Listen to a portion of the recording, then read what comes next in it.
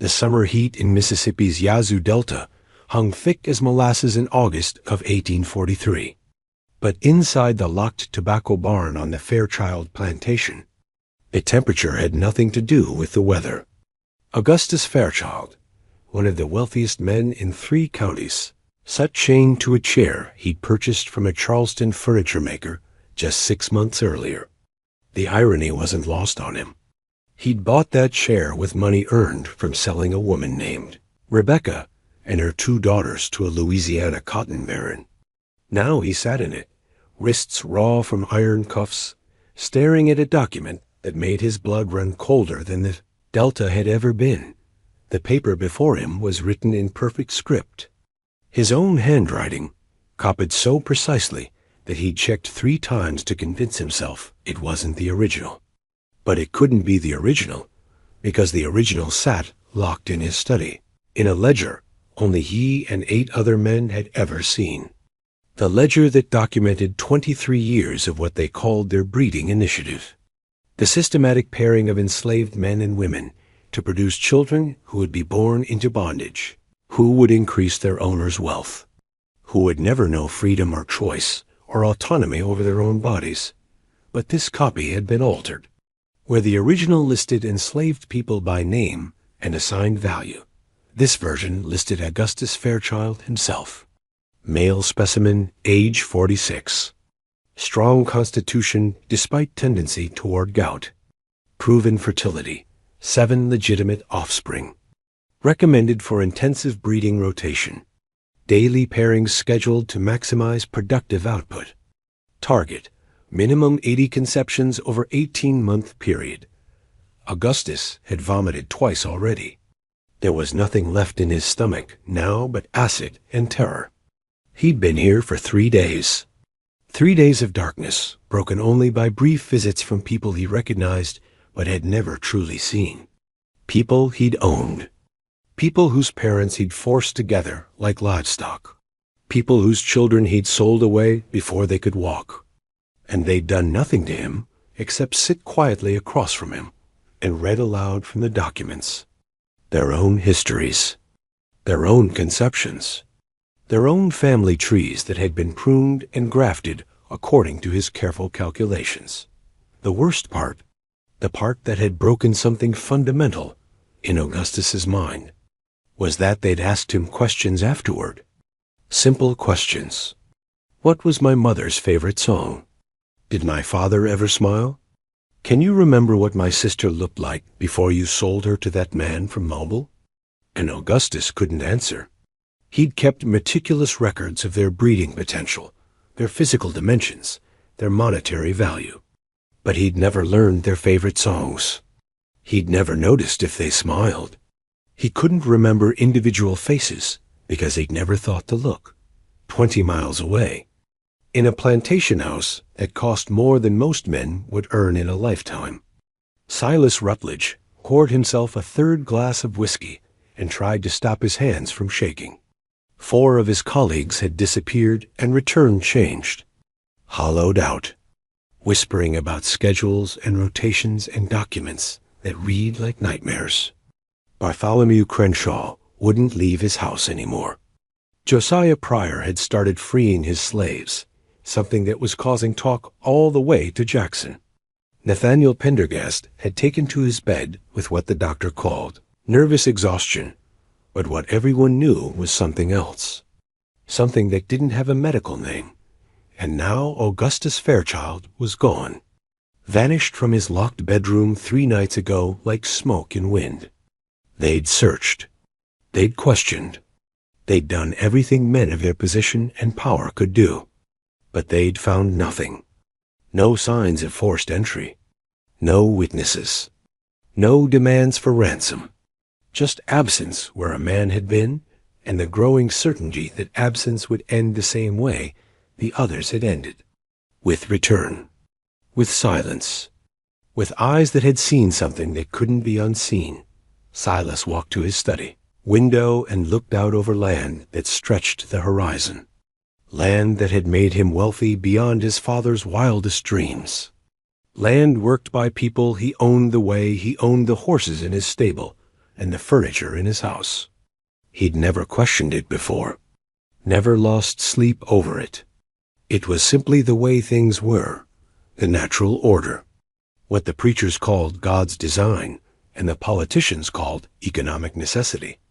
But now, standing in his study with expensive whiskey burning his throat and fear twisting his gut, Silas found himself thinking about a slave named Moses Jackson, who'd grown up on this very plantation, who'd learned to read and write despite laws prohibiting it, who'd worked in this very study, copying ledgers with such perfect precision that Silas had come to trust him with the consortium's most sensitive documents, who'd married a woman from the Whitfield plantation, and who seemed to be everywhere and nowhere all at once. Silas had questioned Moses after the first disappearance. So had the sheriff. Moses had alibis for everything. He'd been seen by multiple witnesses during each incident. He was always exactly where he was supposed to be, doing exactly what he was supposed to do, with that calm, intelligent face that never showed anything. Silas couldn't identify his perfect submission, but something in Moses's eyes had changed after his mother died. Esther had walked into the Yazoo River in the spring of 1841, weighted down with rocks in her pockets, choosing death over another forced pregnancy. Silas had marked her death in his ledger with the notation, "Productive female, age 38, lost to melancholia. Reassigned breeding rotation to Rachel, age 20-1. Rachel was Moses's wife now." The woman Silas had approved for marriage because it fit perfectly into the breeding program. Two intelligent, strong individuals who would produce valuable children. Silas had stood at their wedding, such as it was, and felt pleased with his own benevolence in allowing the union.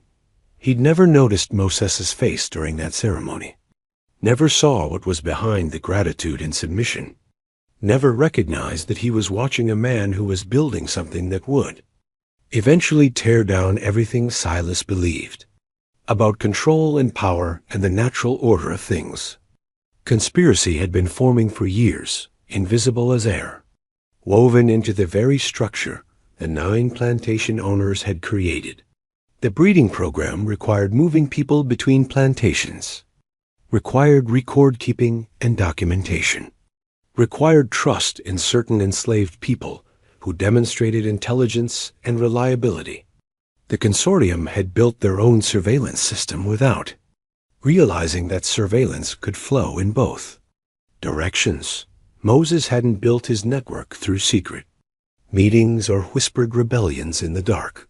He'd built it through the mundane, everyday movements the system required, through Rachel's forced rotations between plantations that allowed her to carry messages no one thought to search for, through his own work updating ledgers at all 9 estates that gave him access to schedules and routines and the private habits of men who thought themselves unobservable, through the blacksmith who traveled between plantations to repair tools and could forge keys as easily as horseshoes, through the house servants who were invisible furniture in the rooms where owners discussed their plans. Each person in Moses's network had a specific role, and none of them knew the full picture. It was safer that way, cleaner. If one person broke under interrogation, they could only reveal their small piece.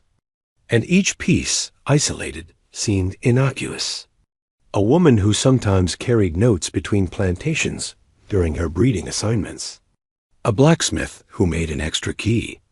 A house servant who occasionally added herbs to brandy that made men sleep deeply. A stable hand who knew which horses could run fast and which roads were least patrolled at night. Separately, these were nothing. Together, orchestrated by someone with access to all the information, all the schedules, all the vulnerabilities, they became something the owners hadn't imagined possible. A resistance movement hiding inside compliance. A rebellion disguised as submission. The first abduction had been a test. Bartholomew Crenshaw, chosen because he was the least observant of the 9 men, the one most likely to dismiss unusual circumstances as coincidence. His evening brandy had been laced with a tincture that made him sleep like the dead.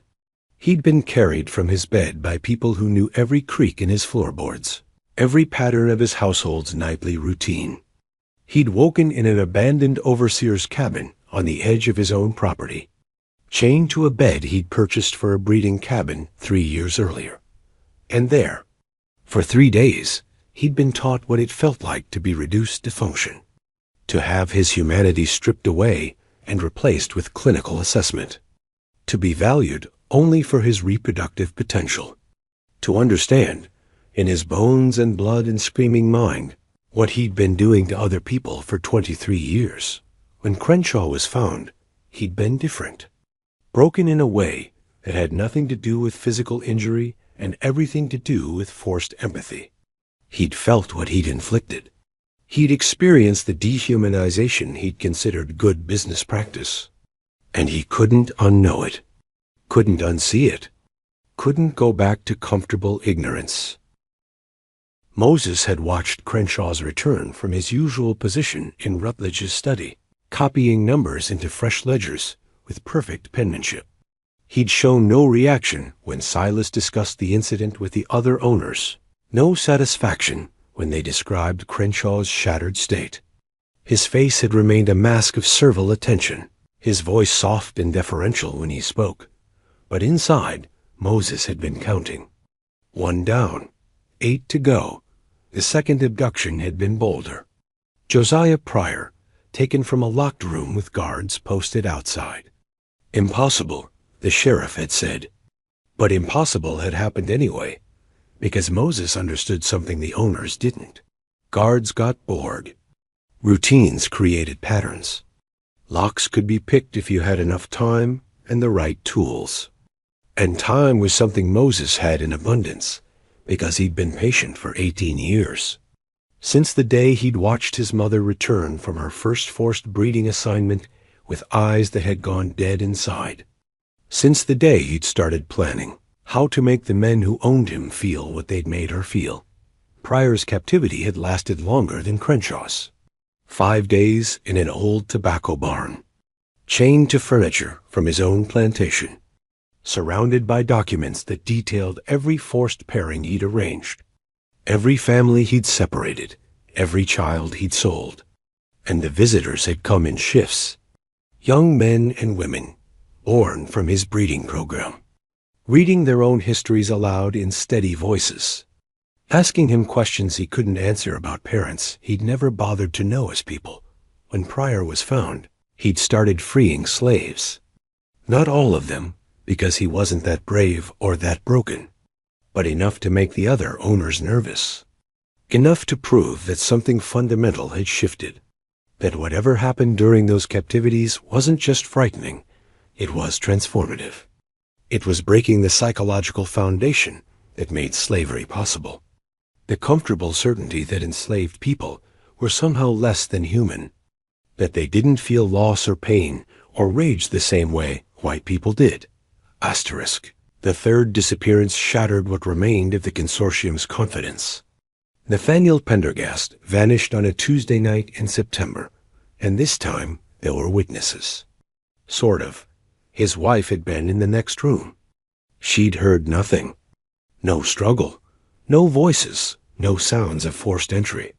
She'd simply gone to check on him before bed and found an empty room with the window still latched from the inside and the door locked from within. It was as if he'd evaporated. The sheriff brought in investigators from Jackson.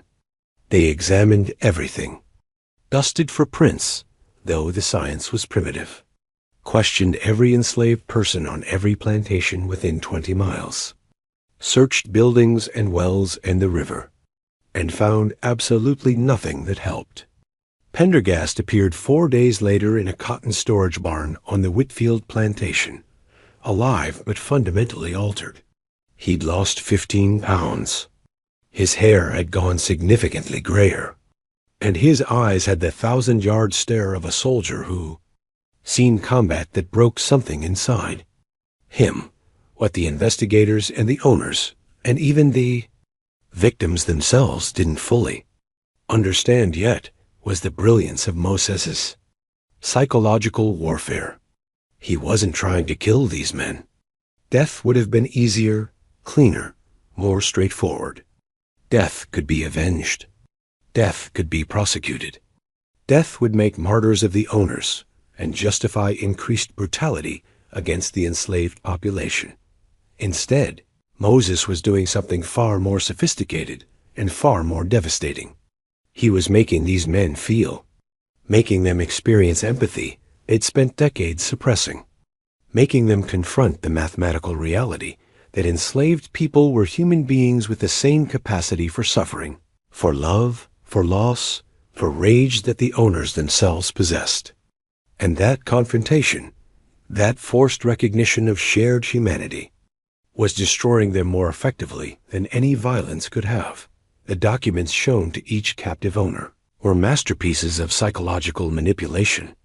Moses had spent years copying the consortium's breeding ledgers, learning not just the content, but the clinical language, the dehumanizing terminology, the reduction of human complexity to data points and profit projections.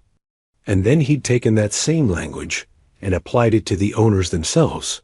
Cyrus Whitfield, when he was taken in late September, found himself confronted with a breeding schedule for his own family. His wife, Charlotte, age 42, proven fertility, 8 successful births. His daughters, Elizabeth and Margaret, ages 17 and 15, prime breeding age, excellent genetic stock. His sons, Thomas and William, ages 20 and 18, strong constitutions, suitable for multiple daily pairings. The schedule outlined in clinical detail how the Whitfield family could be bred like livestock to maximize production of future laborers. Yet, it was his own methodology turned back on him. His own words, his own reasoning, his own cruel efficiency. Except now the subjects weren't nameless slaves whose humanity he could ignore. They were his daughters, his wife, his sons.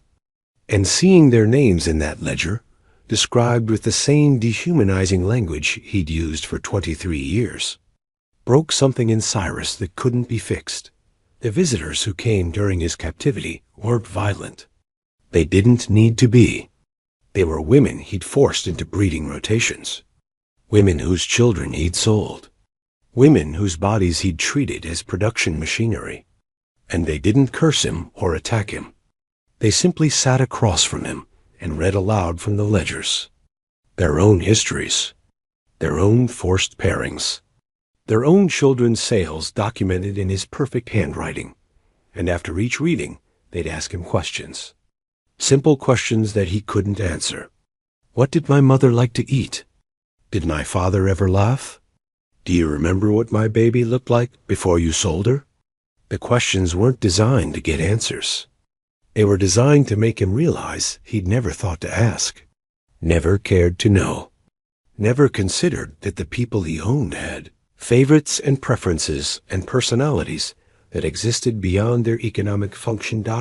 By the time Cyrus was found, chained in an old overseer's house on the edge of his own property, he'd gone almost catatonic. He spoke in fragments, mixed up names from his ledgers with names of his own family members, kept asking his wife if she remembered what their daughter Elizabeth liked to eat, as if he'd forgotten, as if the question had suddenly become the most important thing in the world. Back at the Rutledge plantation, Moses continued his daily work with the same quiet efficiency he'd always shown. He updated ledgers. He carried correspondence between plantations. He managed the complex record-keeping that the consortium required. And he watched as the remaining owners began to unravel. Silas had taken to drinking heavily.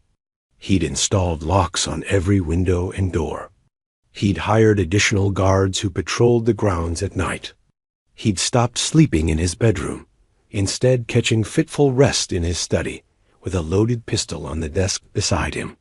None of it made him feel safer, because deep down, in a place he couldn't quite acknowledge, Silas knew the truth.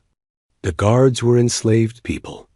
The house servants who prepared his food were enslaved people.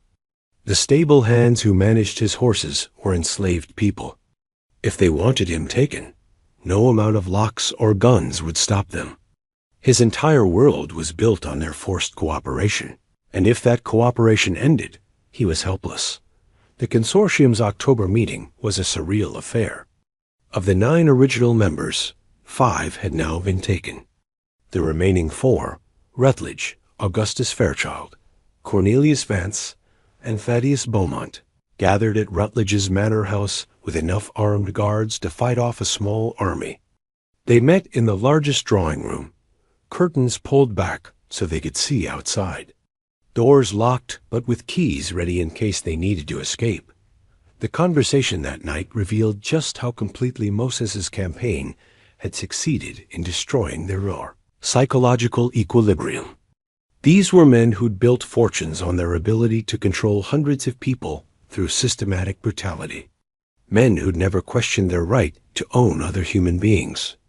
Men who'd approached slavery as a business proposition and congratulated themselves on their efficiency. Now, they sat in a locked room, jumping at shadows, arguing about whether to flee Mississippi entirely or burn their breeding ledgers or free all their slaves immediately. The transformation was stunning. Augustus Fairchild, who'd always been the most moderate of the group, proposed they contact authorities in Washington, framed this as a federal matter, get military intervention. Cornelius Vance suggested they simply kill every enslaved person they owned, eliminate the threat entirely, rebuild with purchased labor from other states. That suggestion hung in the air like poison gas. Because even as Vance said it, even as the words left his mouth, everyone in that room knew it was impossible. Not morally impossible. These men had long ago abandoned moral qualms about slavery. But practically impossible. Because killing hundreds of people would require coordination and resources they no longer had, would create investigations they couldn't control, would reveal the breeding program's full scope to authorities, who might find it disturbing, even by slaveholding standards. More importantly, Vance's suggestion revealed the depth of their fear. They were so terrified that they were contemplating mass murder as a defensive strategy. These weren't men acting from a position of strength. These were men who'd realized that their entire system of control was an illusion, a shared delusion that only worked as long as everyone believed in it. And the disappearances had shattered that belief. Silas, watching his colleagues argue and panic and propose increasingly desperate solutions, felt something he'd never experienced before in his own home. He felt like prey, like something being hunted by an intelligence he'd consistently underestimated. And the worst part was that he still didn't know who was hunting him. Officially, the investigation had cleared all the enslaved people. Moses Jackson had perfect alibis. So did Rachel. So did every other person of color who might have had motive and opportunity. But Silas knew. Not with evidence, not with proof that would hold up in court, but with the bone-deep certainty that comes from finally seeing something that had been in front of you all along. Moses was behind this. Moses had built something that existed in the gaps and spaces of the consortium's own system. Moses had turned their breeding program, their record-keeping, their forced movement of enslaved people between plantations into a network of resistance so sophisticated that it left no traces. No evidence, no legal vulnerability. The meeting ended with no real decisions made. They agreed to increase security. They agreed to be vigilant. They agreed to support each other. But everyone in that room knew these were empty gestures. Locked doors hadn't stopped the previous abductions. Guards hadn't prevented the disappearances. Vigilance was useless when the threat came from people you didn't think to watch because you trained yourself not to see them as capable of complex thought or planning. Thaddeus Beaumont disappeared 3 weeks later. His security was the tightest of all the remaining owners. He'd barricaded himself in a second-floor room with guards posted outside his door and below his window.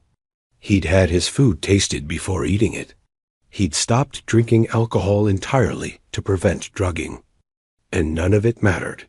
When his guards checked on him at dawn, Following the schedule he'd established, they found an empty room. The door was still locked from the inside. The window was still barred. There was no tunnel, no secret passage, no evidence of how a man could vanish from a locked room with guards outside. It was impossible, and yet it had happened. Beaumont was found 6 days later, longer than any previous captivity, in a location that made the remaining owner's blood run cold. He was in the breeding cabin on his own plantation, the same cabin where he'd forced dozens of pairings over the years. The cabin he'd designed specifically for the breeding program, with shackles built into the wall and ledgers, documenting every encounter that had taken place there. The reversal was complete. The man who'd engineered so many forced pregnancies, who'd approached human reproduction with clinical efficiency, who'd kept detailed records of every pairing's success or failure, had spent 6 days chained in the place where he'd inflicted that horror on others. And the visitors who came, the women who sat across from him and read from the ledgers, weren't random selections.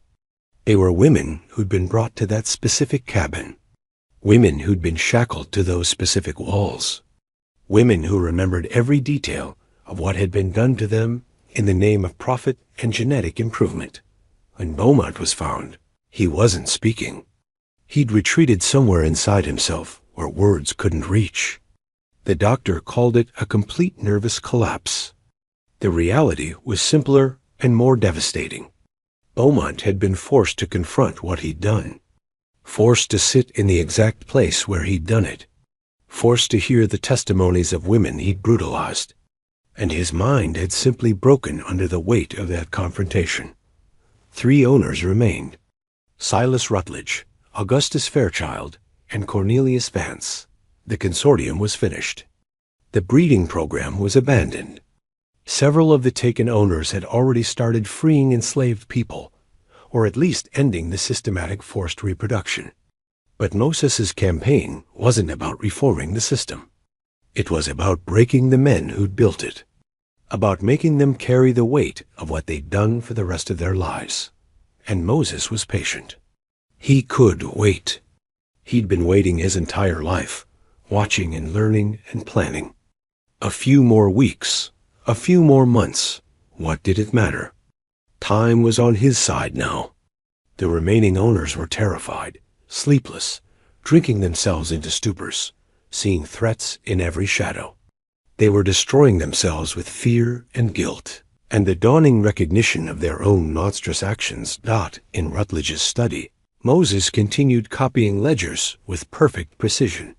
His face remained calm, his demeanor respectful, his work impeccable. But now, when Silas looked at him, when their eyes met across the desk where Moses had worked for years, there was something different. A knowledge, an understanding, an acknowledgement that both men knew exactly what was happening and that nothing Silas could do would stop it. Because Moses wasn't working alone. Moses had never been working alone. He was connected to a network of people the consortium had created through their own breeding program, their own forced movements, their own systematic separation and recombination of families. People who'd been taught their entire lives that they were property, that they were less than human, that they had no power. People who'd learned, through Moses's patient teaching and careful organization, that they'd been lied to, that they did have power, that intelligence and coordination could accomplish what violence could not, that the system that oppressed them could be turned against itself, could be made to devour its own creators, could be transformed from an instrument of control into a weapon of justice. The remaining owners didn't know the full scope of what they were facing. They thought they were being targeted by a small conspiracy, maybe Moses and a handful of accomplices. They didn't understand that they'd created their own destruction, that every forced breeding had created another person with motive, that every separated family had created another node in a network of rage and patience and carefully planned resistance, that the breeding program itself, designed to produce more enslaved laborers, had actually produced a generation of people who shared blood, shared trauma, and shared determination to make their creators pay.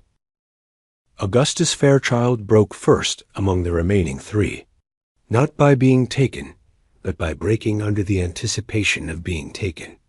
In early November of 1843, he called an emergency meeting with Vance and Rutledge. What he proposed shocked both men into silence. "We end it," Augustus said, his hands shaking as he poured whiskey he wouldn't drink. "We free them all. Every single person. We dissolve the consortium, burn the ledgers, and leave Mississippi. We take our losses and we leave." Cornelius Vance laughed, but there was no humor in it. "You want to give away millions of dollars in property because you're frightened? We own over 400 people, Augustus. 400.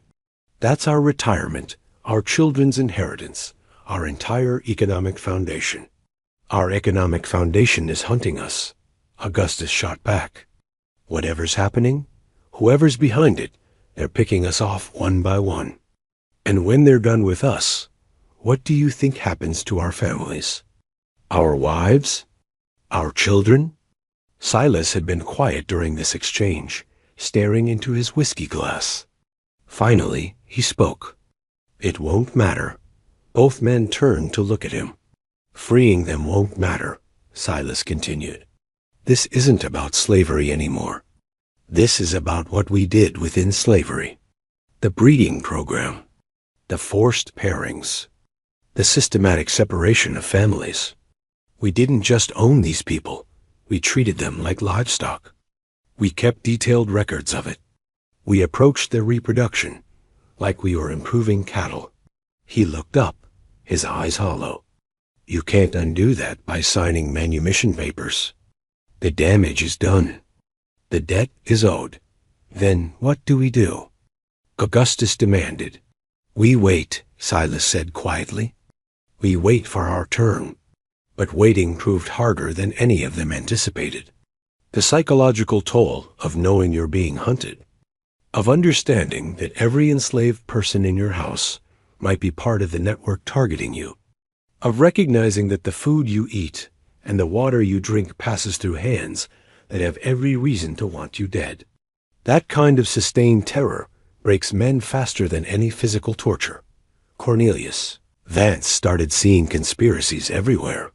He fired his entire household staff and brought in enslaved people from a plantation in Alabama, people who had no connection to the consortium, no knowledge of the breeding program. It didn't help. Within a week, those new people were talking to the old people, learning the stories, understanding what had been done. The network absorbed them like water soaking into soil. Augustus Fairchild stopped sleeping. His wife found him most mornings passed out in his study, surrounded by ledgers he'd been burning in the fireplace. He was destroying evidence, erasing the documentation of what they'd done. But the copies existed elsewhere. Moses had made sure of that. And the people who'd lived through the breeding program didn't need ledgers to remember what had been done to them. Silas took a different approach. He started trying to make amends. He freed a dozen people outright. He improved conditions on his plantation. He stopped the breeding program completely and allowed families to stay together. But it was too little, too late, and everyone knew it. You can't balance 23 years of systematic brutality with a few weeks of guilty benevolence. The scales don't work that way. In late November, Silas did something that surprised everyone, including himself. He called Moses into his study late one evening and closed the door. The two men sat across from each other, slave and master. But the power dynamic had shifted in ways that couldn't be seen, but could definitely be felt. "I know it's you," Silas said without preamble. Moses's expression didn't change. "Sir, this whole campaign? The disappearances, the reversals, the systematic breakdown of the consortium. It takes someone who understands how we think, how we operate. Someone with access to our schedules, our documents, our private habits." Silas leaned forward. "Someone exactly like you. That's a serious accusation," Moses replied, his voice level. What evidence do you have? None. That's the brilliance of it. Silas smiled without humor. You've built everything on the movement we created. Used our own system against us. The breeding rotations that move people between plantations. The record-keeping that gives you access to our homes. The trust we placed in you because you seemed so perfectly obedient. Moses waited, saying nothing. I want to make you an offer, Silas continued. Stop this now. The breeding program is already finished. The consortium is dissolved. You've won. In exchange, I'll grant you and Rachel legal freedom. Documented, notarized, ironclad. You can go north, start a life, leave all this behind. I'll even provide money for travel and settlement. For a long moment, Moses didn't respond. When he did, his voice was soft, almost gentle. And the others? The 400 people you and your colleagues still own? I can't free them all. I'd lose everything. Yes, Moses said. You would.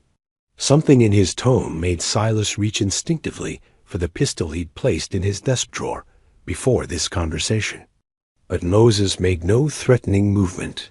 He simply stood there, looking at the man who'd owned him since birth, who'd worked him, who'd used him, who'd watched his mother die and noted it in a ledger with clinical detachment. You think I'm the architect of this? Moses asked. You think I could organize something this complex while being watched constantly? While having no resources, no freedom of movement, no legal standing to even testify in court if I were accused? Then who? You created this, Mr. Rutledge. Every bit of it. Moses moved toward the door. Your breeding program, your ledgers, your systematic dehumanization. You built the machinery. All that happened was someone learned to operate it. He paused at the door, his hand on the knob. As for your offer, I'll consider it. But I don't think you understand yet. This isn't about me winning. This is about you learning. Moses left before Silas could respond, before the situation could escalate. And Silas, sitting alone in his study with his unused pistol, felt something he'd never experienced in his own home before. Not just fear, understanding, the dawning, horrible recognition of what he'd done and what price was being extracted for it. 2 weeks later, on a December night when the temperature dropped below freezing for the first time that season, Silas Rutledge disappeared from his bedroom. His wife discovered the empty bed at dawn. The search was massive, coordinated, desperate. Every enslaved person on every plantation was questioned again. Moses, as always, had been seen by multiple witnesses throughout the night. He'd been working late in the study, updating quarterly reports, witnessed by 2 house servants and the night overseer. Silas was found 6 days later in the old record-keeping building on his own plantation, the same structure where Moses had spent years copying breeding ledgers, learning the clinical language of dehumanization, absorbing the full scope of what the consortium had created. When the sheriff broke down the door with several armed men, they found Silas chained to the desk where Moses used to work. But it wasn't just Silas in that room. It was 23 years of documented horror.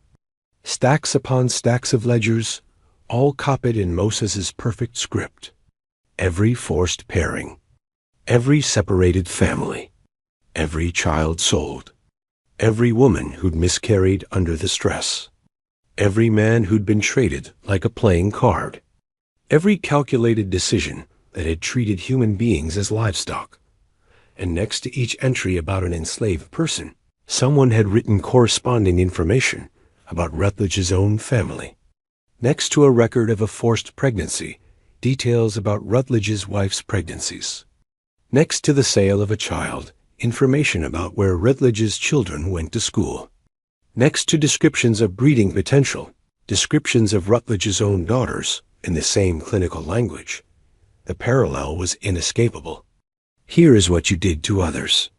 Here is what it would feel like if it were done to you. Here is the systematic reduction of human beings to biological function. Here is what that looks like when the subject is someone you love. But the documents were just the beginning. Silas had also received visitors. Scheduled visitors. Their arrival times documented in ledgers that mimicked exactly the breeding rotation schedules Silas himself had designed. Except these visitors came to read, not to breed. They came to bear witness, not to produce children. The first visitor had been Clara, Moses's half-sister. Born from one of the forced pairings, Silas had arranged between Esther and a man from Crenshaw's plantation. Clara was 19 now, and she'd read aloud to Silas the ledger entry documenting her own conception, the clinical notation of her mother's pairing, the projection of her value based on her parents' physical characteristics, the calculation of profit she might represent Dot, and then she'd asked him a question that had broken something in Silas's mind. Can you remember what my mother looked like? Not from the ledgers. Not her physical description or breeding potential. Her face, her smile, the way she sounded when she hummed while working. Can you remember her as a person? Silas couldn't. He remembered her designation, her productivity rating, her temperamental assessment. But he couldn't recall her as a human being because he'd never looked at her that way. She'd been entry number 47 in Volume 3 of his breeding ledgers. She'd been livestock that happened to walk upright and speak English.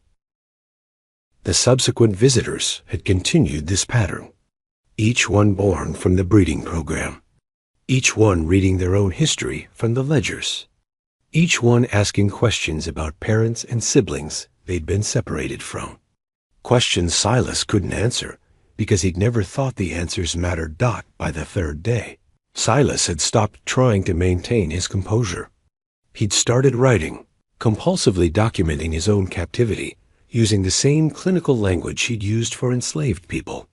Subject exhibits severe psychological distress. Appetite minimal. Sleep disrupted by recurring visions of documented subjects. Recommendation: continued exposure to consequences of systematic dehumanization.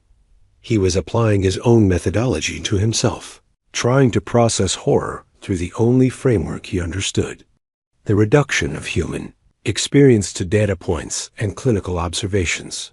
The final visitor had been an elderly woman named Hannah, who'd been enslaved on Rutledge's plantation when he first inherited it. She'd been one of the first women entered into the breeding program. 6 children born over 15 years. Every single one sold away as soon as they were profitable. She was free now, freed by Crenshaw after his captivity, and she'd come to tell Silas something he needed to hear. "I don't hate you," she'd said, her voice carrying the weight of decades. "Hate would require me to see you as something worth hating. What you need to understand, Mr. Rutledge, is that for 23 years you didn't see us. We were here, right in front of you, and you looked through us like we were furniture." She'd placed a document on the desk before him. A list of names. Every person born from the consortium's breeding program. Over 300 names, complete with their current locations if known, their families if they'd been able to form them, their fates if they'd died. "These are people," Hannah had said. "Every single one. They have favorite foods and songs that make them cry, and dreams they'll never achieve, because you made sure of that. Moses wanted you to know their names. All of them. His instruction was that you had to say each name aloud, acknowledging they existed." Silas had spent his remaining hours of captivity reading that list, his voice breaking repeatedly. When the sheriff found him, he was on page 39, still reading names into the empty room, tears falling onto pages that blurred the ink, but not the meaning. The discovery of Silas created panic among Mississippi's slaveholding class that extended far beyond the consortium. This wasn't just about 9 plantation owners anymore. This was about the fundamental assumption that enslaved people were incapable of sophisticated resistance. The network Moses had built, the patience required, the intelligence demonstrated, All of it challenged the philosophical foundation of slavery itself. If enslaved people could organize this kind of campaign, could maintain perfect operational security across multiple plantations, could outwit their masters so completely that no legal evidence existed, then what did that say about their supposed inferiority? What did that say about the natural order that justified their bondage?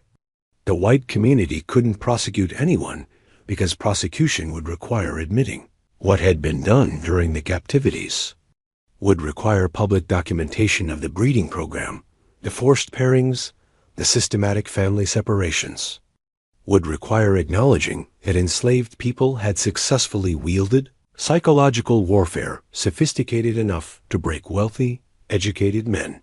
Such admissions would undermine slavery itself, would give ammunition to abolitionists, would create precedent that enslaved people were capable of complex thought and planning. So instead, there was silence. Careful, strategic silence. The disappearances were discussed in whispers. The reversals were hinted at, but never fully described. The breeding program remained officially undocumented, its existence denied, even as everyone knew it had happened. This silence suited Moses perfectly. He'd never wanted public trials or legal vindication. He'd wanted something deeper and more permanent. He'd wanted the owners to carry the weight of what they'd done for the rest of their lives. He'd wanted them to feel what they'd inflicted.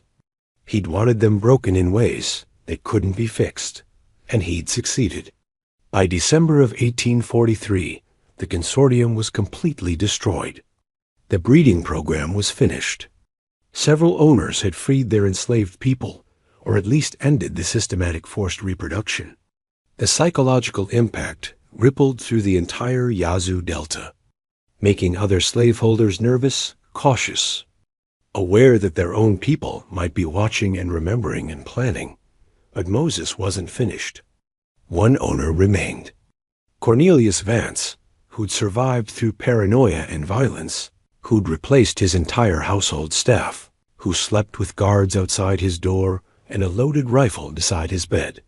Vance knew he was next, had known since Silas disappeared. But knowing didn't help, couldn't help, because the threat wasn't external. It was woven into the fabric of his life. Every person who worked his land, every servant who prepared his food, every field hand who tended his crops, any of them could be part of the network.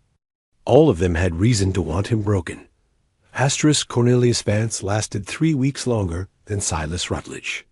3 weeks of hell that were worse than any captivity could have been, because anticipation is its own special torture. He stopped eating food prepared by his kitchen staff, started importing meals from a restaurant in Vicksburg run entirely by white employees. It didn't matter. The delivery boy who brought those meals was the nephew of a woman Vance had forced into 6 pregnancies over 8 years. He fired everyone who'd worked on his plantation for more than a year, reasoning that longer employment meant more connection to the network. Brought in newly purchased enslaved people from a Virginia auction house. Within days, those new arrivals were talking to people on neighboring plantations, learning the stories, understanding what was at stake. The network didn't require years to build trust. It required only shared oppression and the recognition that someone had finally found a way to fight back. Vance's wife left him in early January, took their children to her family's plantation in Alabama. She couldn't live with his paranoia anymore, she said. Couldn't handle the locked doors and constant guards and his refusal to sleep more than 2 hours at a time. She didn't know about the breeding program, not really. Knew her husband owned slaves and that some of them had children, but didn't understand the systematic nature of it, the clinical calculations, the forced pairings. Vance had kept those details from her the way you'd keep slaughterhouse operations from someone who enjoyed eating meat. Alone in his house with guards who were themselves enslaved, with servants who prepared his food and cleaned his rooms and had every reason to hate him, Vance felt his sanity begin to fracture. He started hearing things at night. Footsteps that stopped when he opened his door to check.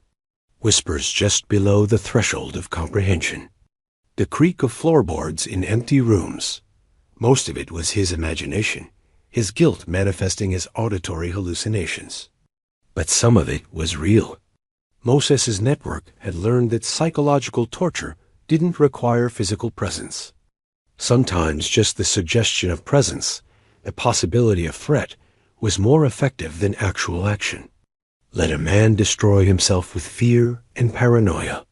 Let him understand what it felt like to be constantly watched, constantly assessed, constantly aware that your entire existence depended on the whims of people who saw you as something less than human. Cornelius Vance disappeared on January 18, 1844. His guards found his bedroom empty at dawn, just like all the others. The door had been locked from the inside. The window was barred. There was no rational explanation for how a man could vanish from a secured room. And yet, it had happened. Vance was found 4 days later in the breeding cabin on his own plantation. The same cabin where he'd overseen dozens of forced pairings, where he'd kept meticulous records of every encounter, every pregnancy, every birth, where he'd approached human reproduction with the efficiency of a stockyard operator managing cattle. The reversal was complete and devastating. Vance was surrounded by the tools and instruments he'd used to maintain his breeding program. The shackles, the examination table, the ledgers documenting 20 years of systematic rape disguised as agricultural management. And the visitors who came weren't there to harm him.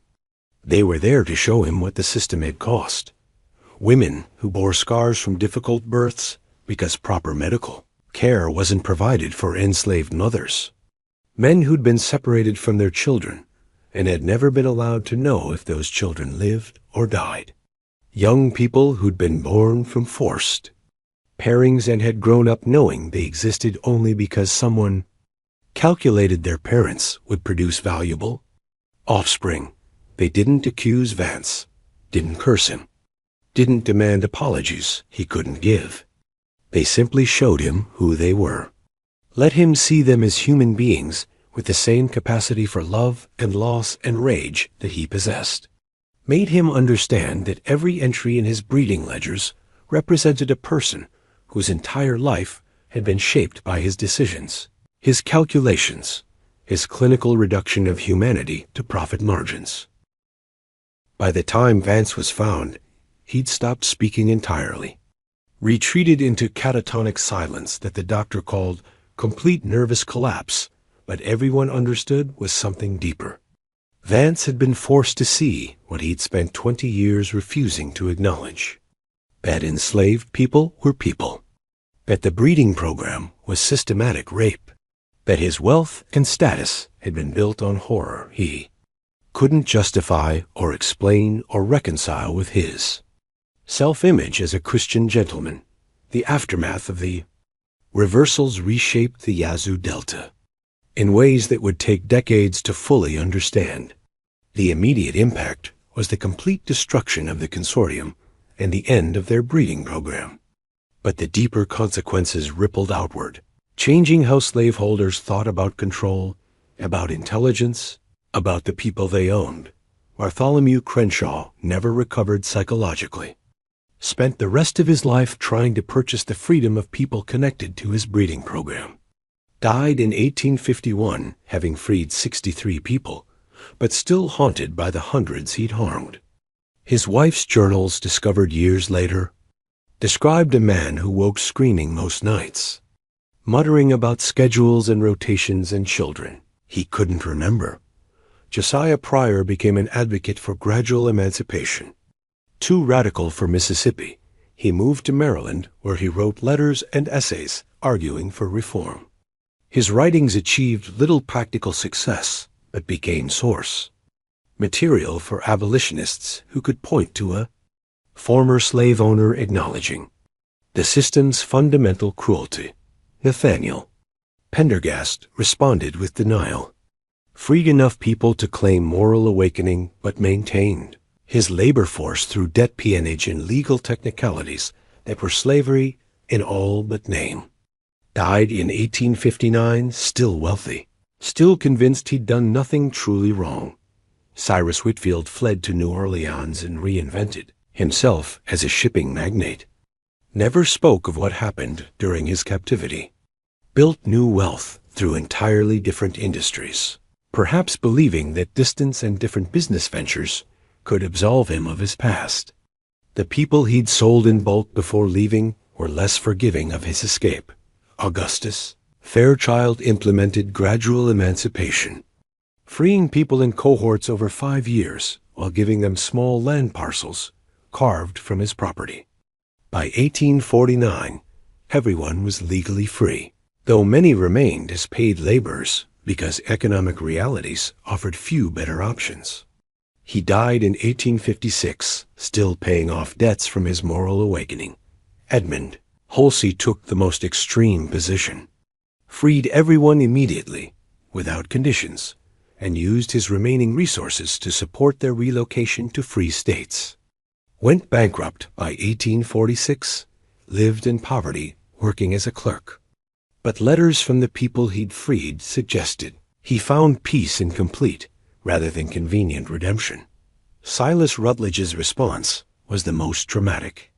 Immediately freed everyone on his plantation, then spent years tracing and purchasing the freedom of people who'd been sold away. His testimony in legal proceedings provided devastating evidence about plantation operations.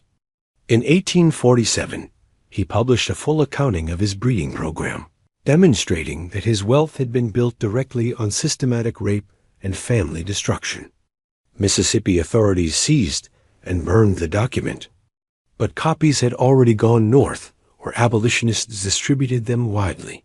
Thaddeus Beaumont's measured approach created a model for gradual, managed emancipation. His systematic transition of enslaved people to freedom, combined with financial support for family reunification, demonstrated that ending the breeding program didn't inevitably lead to economic collapse. Limited as it was, motivated by guilt rather than principle, it showed that change was possible. Cornelius Vance never spoke again after his captivity. Lived in total silence until his death in 1848. His plantation was sold to cover debts. His family never returned, and his name became whispered shorthand for what happened when you built an empire on other people's suffering and were finally forced to see what you'd done. The 9 plantations experienced varied fates. Some were sold and subdivided. Others struggled with reduced labor forces. A few found new owners who attempted to restore traditional operations. But the breeding program itself never recovered in the Yazoo Delta. Other slaveholders, hearing whispered accounts of what happened to the consortium, became more cautious, less systematic, more aware that their enslaved people might be watching and planning out this diffusion of fear. This recognition that enslaved people could organize sophisticated resistance was perhaps Moses Jackson's most significant achievement. He demonstrated that the system's weaknesses were exploitable, that intelligence and patience could accomplish what violence could not, that those who were systematically dehumanized could prove themselves more strategically sophisticated than their oppressors. Moses himself remained at the former Rutledge plantation through the summer of 1844. Curious decision, given that he'd been freed. But he stayed to organize the transition, helping newly freed people navigate the complicated legal and economic realities of freedom in a slave state.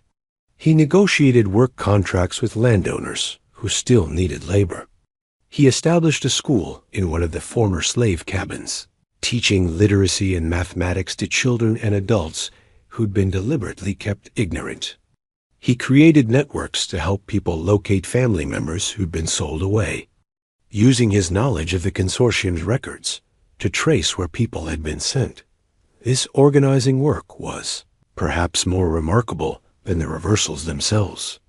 Moses could have fled north immediately after gaining freedom, Instead, he stayed for months in the very region where he could be re-enslaved if legal technicalities were challenged, where his life was certainly in danger from those who suspected his role.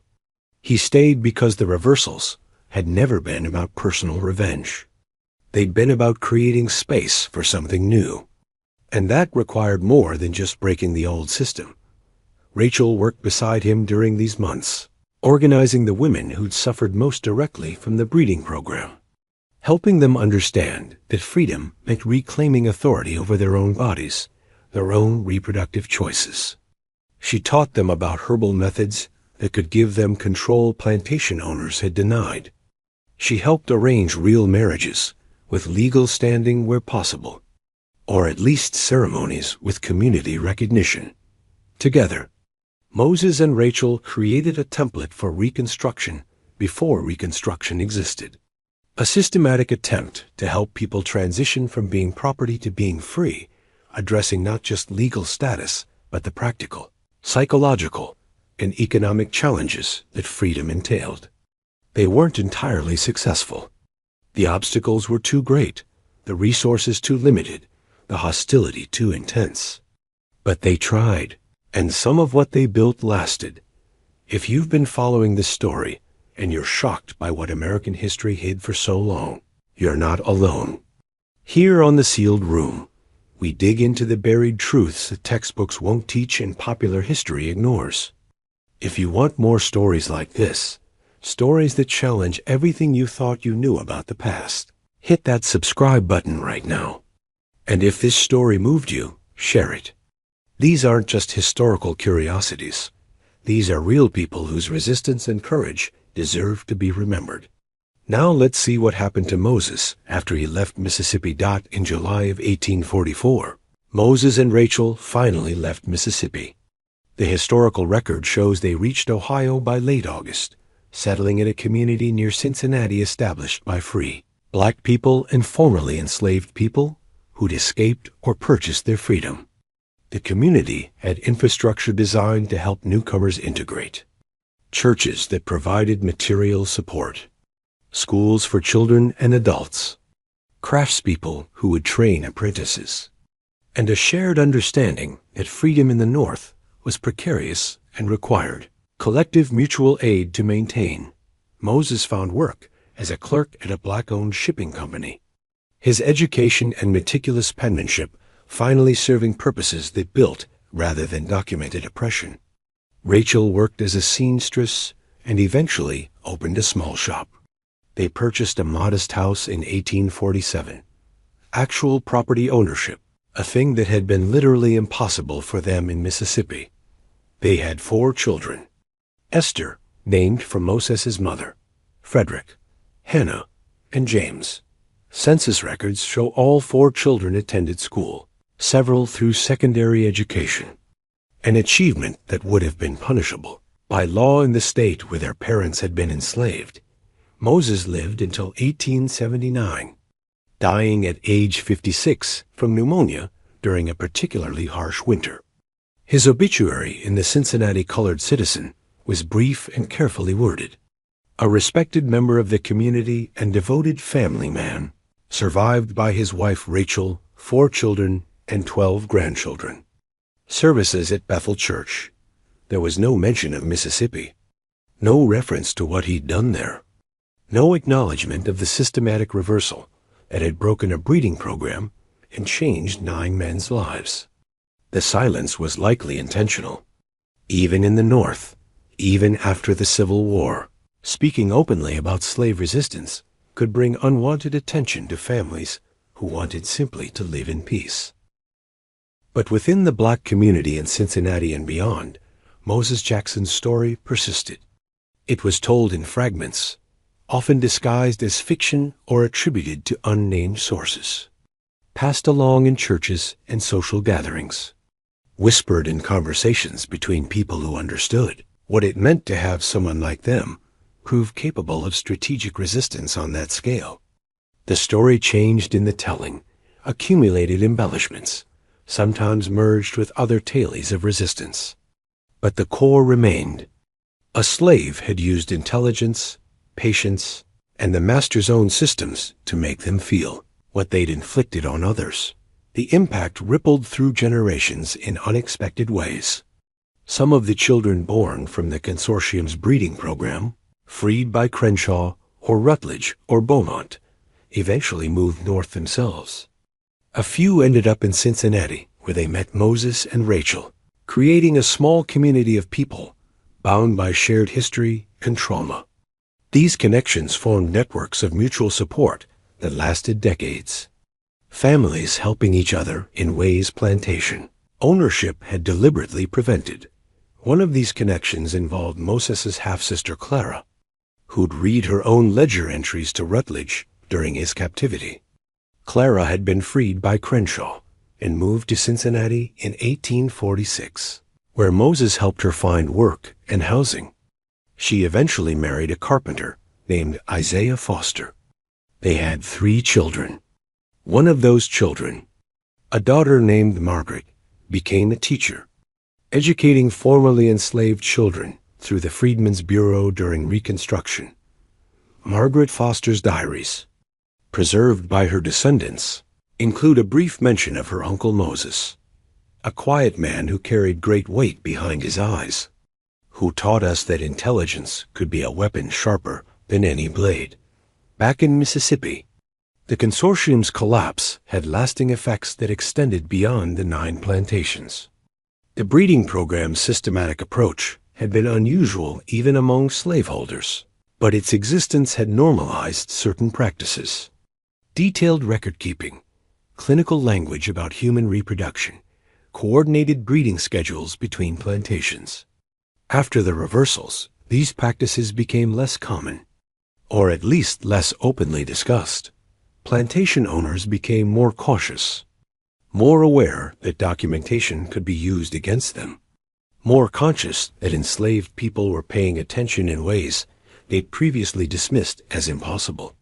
This shift, minor as it might seem, represented a crack in the psychological foundation of slavery.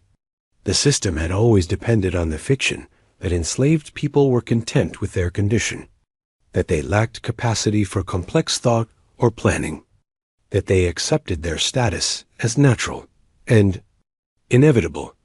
Moses Jackson and those who worked with him had shattered that fiction so completely that even slaveholders who wanted to believe it found themselves hesitating, second-guessing, looking over their shoulders. The broader historical impact remains difficult to quantify. The reversals weren't a slave rebellion that sparked immediate emancipation or inspired widespread uprisings. They affected 9 men and their immediate circle, a tiny fraction of the slave-holding population, but the story spread through underground networks, reaching enslaved people across the South who drew hope and strategic lessons from it. It demonstrated that resistance didn't require violence or martyrdom, that intelligence and patience could achieve systematic change, that the master's own tools could be turned against them.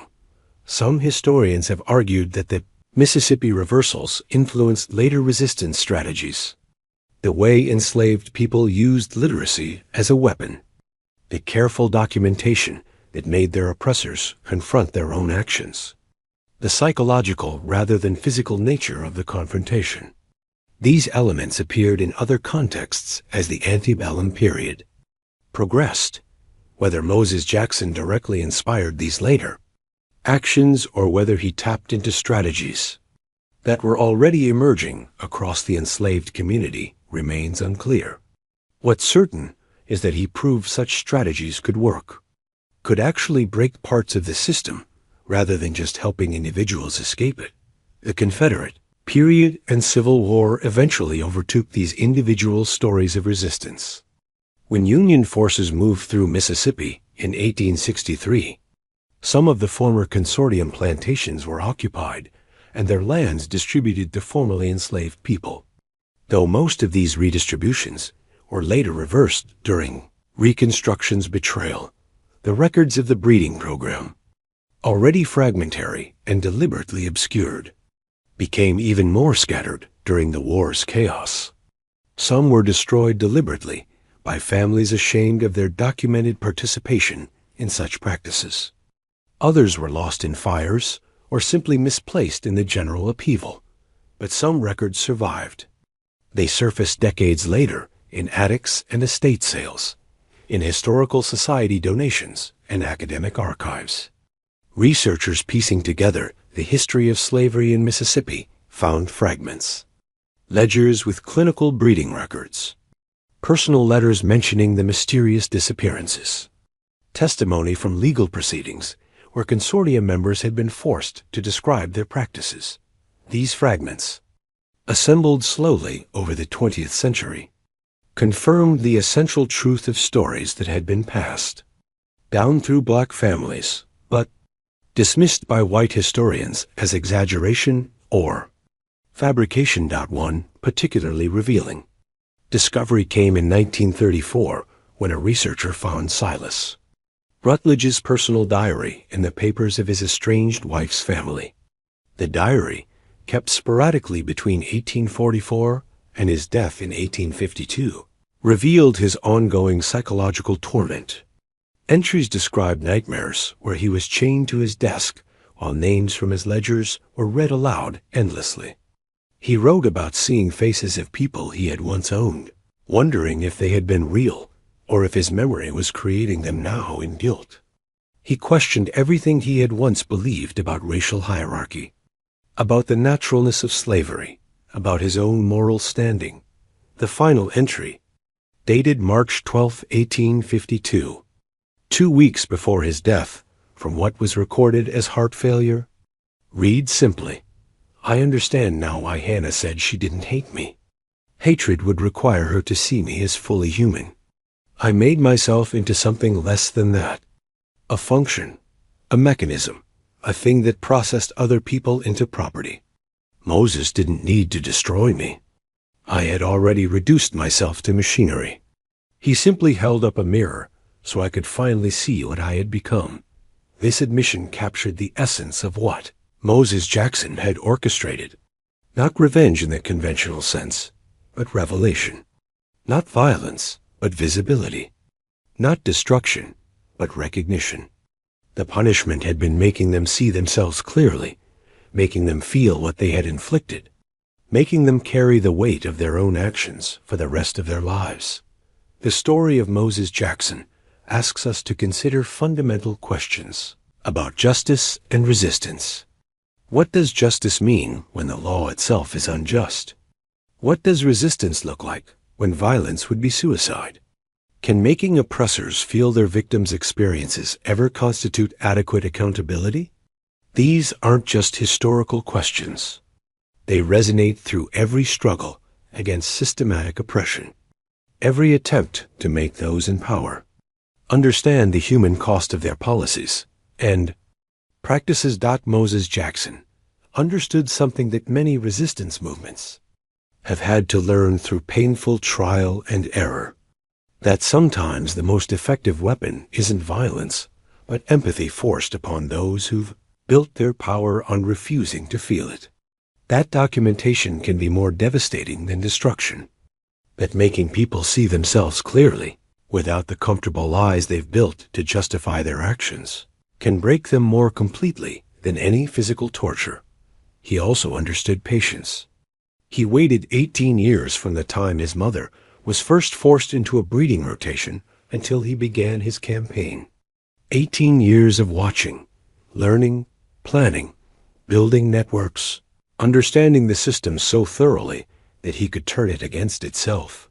That kind of patience requires faith that justice delayed isn't necessarily justice denied. That sometimes the slow, systematic approach achieves more than the quick, violent response. The network he built demonstrated the power of collective action disguised as individual compliance.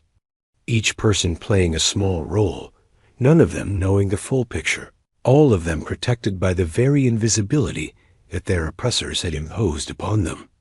It was resistance hiding inside submission, rebellion disguised as obedience, revolution carried out by people the system considered incapable of complex thought. And perhaps most importantly, Moses Jackson's campaign was about something deeper than revenge. It was about forcing recognition of shared humanity, about making men who'd spent decades treating people as property finally see those people as people, about breaking the psychological foundations of slavery more effectively than any armed rebellion could have done. The 9 owners never physically recovered what they lost: their fortunes, their reputations, their psychological equilibrium. But more than that, they lost the comfortable fiction that had allowed them to sleep at night, despite building their wealth on systematic brutality. They lost the ability to not see. And for men whose entire worldview depended on not seeing, that loss was total and irreversible. What do you think of this story? Could you have maintained that level of patience and strategic planning under those conditions? Do you believe everything has been revealed? Or do you think there are still secrets buried in those Mississippi plantations? Names of collaborators who are never documented? Methods that were never written down? Details that died with Moses and those who worked with him? Leave your thoughts in the comments below. Tell us what state you're watching from. Share this video with someone who needs to understand that resistance doesn't always look like rebellion. That intelligence can be a weapon more powerful than violence. That the people systematically dehumanized are often more strategically sophisticated than their oppressors. If you want more stories like this, stories about the hidden corners of American history where resistance happened in ways textbooks won't acknowledge, hit that subscribe button and turn on notifications. We're committed to bringing you the buried truths, the deliberately forgotten stories, the resistance movements that succeeded not through violence, but through intelligence, patience, and the systematic application of their oppressors' own methods turned back upon them. The story of Moses Jackson isn't just history. It's a blueprint for how systematic oppression can be challenged by those it seeks to destroy. How intelligence and organization can accomplish what violence cannot. How forcing recognition of shared humanity can be the most devastating weapon of all. See you in the next one.